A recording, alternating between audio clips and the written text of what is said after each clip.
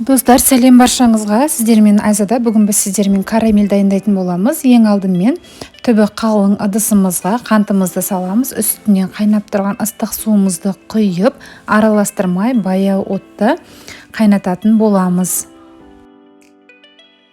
Бұл кезде ешқандай да қасықтың, лопатканың көмегімен араластырмайтын боламыз. Тек ыдыстарыңызды ұстап, ары-бері қозғап тұрсаңыздар жеткілікті.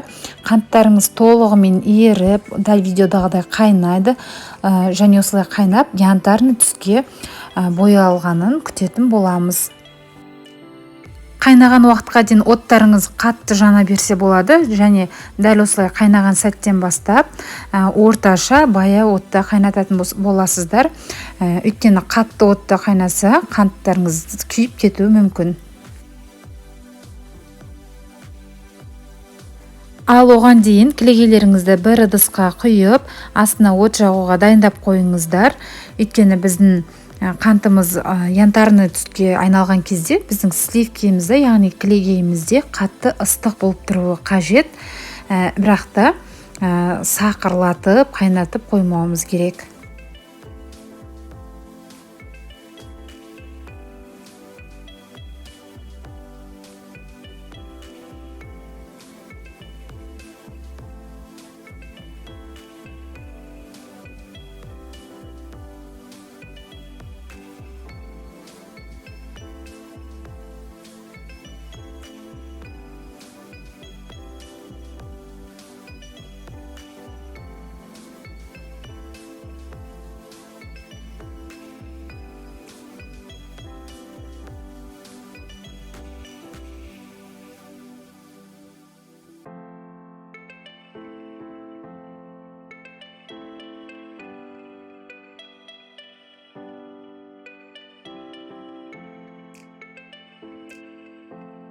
Мінекей менің сливкем ыстық болып дайын тұр, және де қантым өздеріңіз көріп тұрғандай қоңыр түске бояла бастады.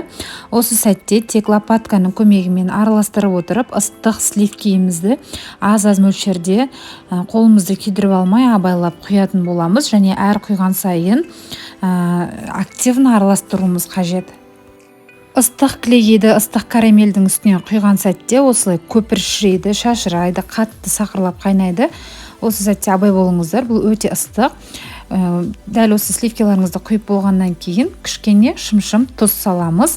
Оны да жақсылап араластырамыз, және салқын сары майымызды салып, астындағы отымызды өшіріп, майымызды ерігенше араластырамыз.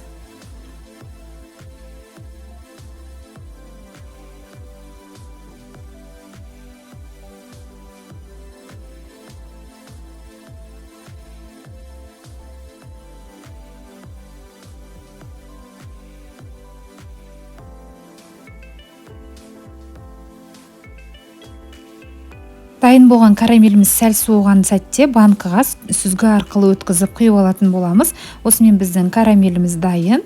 Сіздер оны кез келген десерт түрлеріне қолдансаңыздар да болады. Міндетті түрде жасап көріңіздер, ас болсын.